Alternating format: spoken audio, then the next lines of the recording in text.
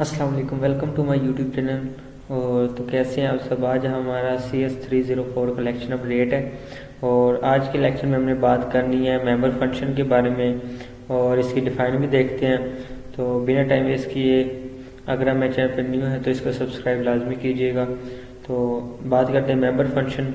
Member function हमारे पास वो function होता है जो ऑपरेट करता है, मतलब एक क्लास है ना आपके पास, तो उसमें फॉर एग्जांपल कुछ ऐसे मेंबर होते हैं, आप 9, 10, 11, 12, 8 यानी जो भी अभी तक आप करके आए हैं, आपकी क्लास में कोई ऐसा एक मेंबर ज़रूर होता था जो हर चीज़ में इंटरफेस करता था और जो मतलब पता होता था कि ये इस क्लास में इसका ये नाम और ये मशहूर है इस क्लास का। मतलब आप कहते हैं कि हमारे क्लास का ये आदमी है जिसको स्कूल, कॉलेज या स्कूल या यूनिवर्सिटी में सब जानते हैं, तो इसको हम बोलते हैं एक मेंबर फंक्शन। अब इसकी उर्दू में रीडिंग करके दिखाता हूँ। मेंबर अफ़ाल वो अफ़ाल है, यानी मेंबर फंक्शन वो फंक्शन है जो क्लास में बयान करदा दार और शुमार में काम करते थे, वही मैंने आपको समझाया। अवामी मेंबर अफ़ाल की क्लास का इंटरफेस भी करते थे। तो इसकी अब हम कर लेते हैं डेफिनेशन। डेफिनेशन में we can define member function of class inside the class definition when we define any class in our programme.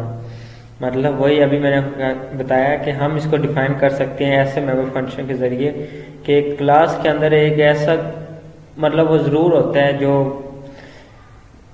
मशहूर होता है, आप इसको ऐसे बोल सकते हैं। मैं इसको उर्दू में रीडिंग करके दिखाता हूँ। जब हम अपने प्रोग्राम में किसी भी क्लास की वजाहत करते हैं तो हम क्लास की तारीफ के अंदर क्लास के मेंबर अफ़ाल की वजाहत कर सकते हैं। तो यहाँ पे ये इसका कोड आ जाता है, आप ये इसको कर लीजिएगा। उसके बाद आ जाता है इनलाइन फंक्शन। इनलाइन फंक्शन हमारे पास क्या होते हैं? तो इनलाइन फंक्शन हमारे पास वो फंक्शन होते हैं कि inline function in the way is used by compiler to improve efficiency of the program। जो कंपाइलर के लिए हम यूज़ करते हैं, आप अगर पिछले लेक्चर देख के आए या आप पिछले सेमेस्टर करके आए हैं तो उनमें आपको पता होगा कंपाइलर क्या हैसियत रखता है। मैं आपको इसकी उर्दू में रीडिंग करके दिखाता हूँ। इन लाइन अफ़ाल program, inline function program की कारकर्दगी बेहतर बनाने के लिए कंपाइलर के ज़रिए इस्तेमाल होने का एक तरीका है। मैंने आपके लिए बनाया भी है। इनलाइन फंक्शन क्या है? अब ये एक कोड आ जाता है, तो इसमें इनलाइन फंक्शन क्या होगा? जब आप यहाँ पे लिख देंगे ना, सॉरी, इनलाइन यहाँ पे आप लिख दें बस इनलाइन फंक्शन, बस इसको हम इनलाइन फंक्शन कहते हैं। आप ये लिखेंगे, ये इसके अंदर, ये तो आपको पता है कि आपने क्लास बनाई, उसको पब्लिक किया मेन। अब ये लेकिन ये प्रोग्राम रन तो तभी करेगा जब आप इसको मेन के अंदर कोई भी चीज़ लिखते हैं। तो उसके बाद हम बात करते हैं इनलाइन गई फंक्शन की, समझ आपको आ गई होगी। तो ये देखें यहाँ पे भी ये लिखा हुआ है।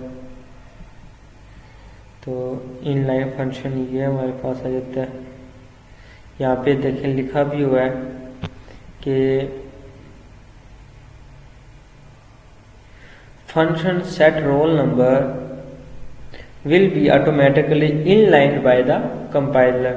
वही मैंने आपको अभी बात की है कि जो फंक्शन भी हम लिखते हैं ना रोल नंबर कंपाइलर के जरिए खुद ब खुद ऑनलाइन हो जाता है।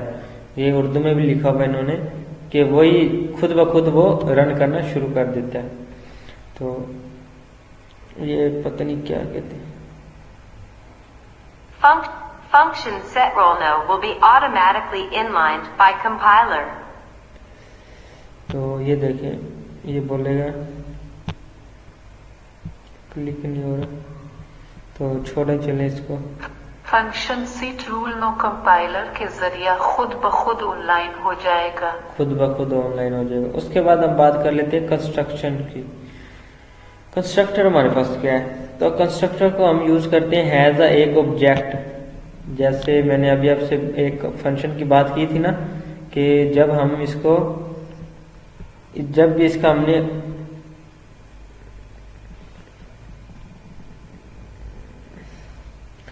कंस्ट्रक्शन को हम यूज करते हैं initialize object of the class को।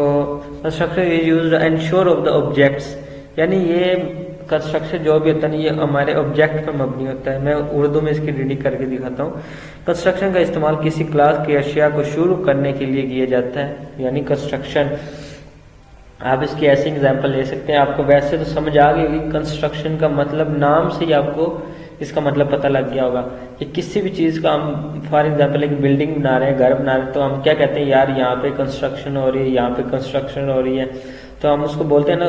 तो किसी भी काम का शुरू होना, इसको ही हम कंस्ट्रक्शन कहते हैं। कंस्ट्रक्शन का इस्तेमाल इस बात को यकीनी बनाने के लिए किया जाता है तहकीक के वक्त ऑब्जेक्ट अच्छी तरह से मुतय्यन हालत में है। अब कंस्ट्रक्शन में कुछ प्रॉपर्टीज हैं,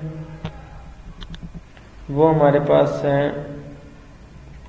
सबसे पहले नंबर पे हमारे पास है construction is a special function. Construction एक special function having same name has a same name class name.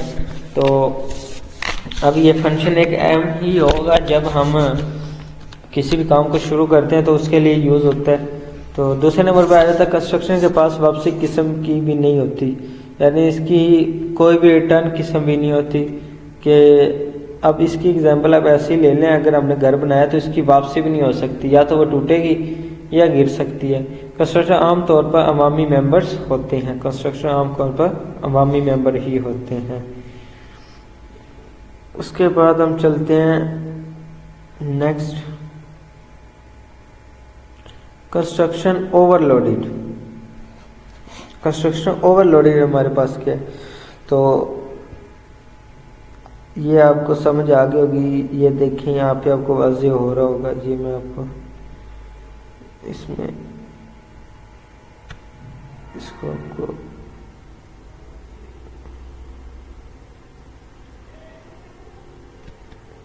इसको मैं आपको हाईलाइट कर देता हूँ।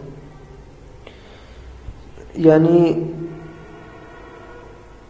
तलबा है, स्टूडेंट लिखा हुआ है, इसको हम एक कंस्ट्रक्शन यूज़ कर सकते हैं। अब स्टूडेंट है, उसका कोई नाम भी होगा, उसका कोई रोल नंबर भी होगा, और उसकी कोई एज भी होगी, उसकी कोई CGP GPA CGP यानी कुछ ना कुछ तो उसकी होगी ना। तो एक स्टूडेंट है। कंस्ट्रक्शन ओवरलोडेड इसी को हम कह देते हैं कि ओवरलोडेड से मुराद उसके सारी डिटेल वगैरह उसके निकाल लेना, इसको हम ओवरलोडेड, यानी उसके बारे में बैकग्राउंड ये वो। उसके बाद बात करते हैं कॉपी कंस्ट्रक्शन। तो पहले मैं इसको हाईलाइट भी कर लेता हूँ और साथ में उर्दू भी आपको पढ़ा दूंगा। Initialize an object at a time of the creation when we want to create object when the state of the pre-existing object copying। अब ये देखें यहाँ पे उन्होंने बताया है कि we want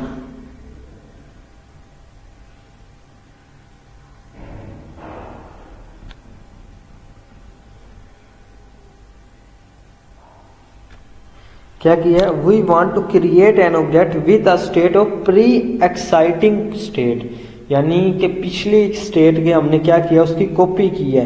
तो ये आपको नाम से ही पता लग गया, कॉपी कंस्ट्रक्शन। अब हम एक घर बनाते हैं, उसको दूसरा घर सेम ऐसे बनाते हैं, हम क्या कहते हैं, या तो इसने इसकी कॉपी की है या इसने इसकी कॉपी की है। तो ये नाम से ही पता लग गया। इसकी मैं आपको उर्दू करके बताता हूँ। हम पहले से मौजूद शय की हालत के साथ एक शय बनाना चाहते हैं, वही जो मैंने आपको बताया। जब किसी शय को कदर के लिहाज से किसी फंक्शन में मुतमिल किया जाता है, तो जैसा कि आप जानते हैं कि अर्ज तौर पर हम कॉपी ऑब्जेक्ट को क्रिएट करते हैं एक स्टैक। उसके बाद नेक्स्ट हमारे पास आ जाता है शैलो कॉपी। हमारे पास शैलो कॉपी आ जाता है। अब शैलो कॉपी क्या हमारे पास है, ये भी एक सेम कॉपी की तरह ही है। When we initialize an object with another, मतलब किसी और कंपाइलर कॉपी की स्टेट को हम एक ऑब्जेक्ट में अदर यूजिंग कॉपी कंस्ट्रक्टर करते हैं, तो इसको हम क्या कहते हैं, शैलो कॉपी। उसके बाद हम बात कर लेते हैं डीप कॉपी। मतलब कॉपी तो फिर कॉपी है ना, डीप कॉपी अब हमारे पास क्या है, we write our own deep copy code is a copy constructor that we create a new object existing object copy, मतलब पिछला जो ऑब्जेक्ट है उसकी कॉपी करना न्यू डायनामिक मेमोरी, एक नई मेमोरी के अंदर, यानी कॉपी तो की है लेकिन कहीं और जगह। फॉर एग्जांपल आप बाहर वाले ममालिक के घर देखते हैं, वो आप यहाँ पे बना लें पाकिस्तान में, तो क्या होगा, आपने कॉपी तो की है लेकिन एक किसी नई जगह पे कॉपी की है, तो इसको हम क्या कह सकते हैं, डीप कॉपी। उसके बाद हमारे पास आ जाता है लेक्चर नंबर 9। तो मिलते हैं इंशाल्लाह नेक्स्ट लेक्चर में। तो अगर हमें लेक्चर की आपको समझ आई है तो अच्छी बात है, और सब्सक्राइब लाजमी कीजिएगा। टेक केयर, अल्लाह।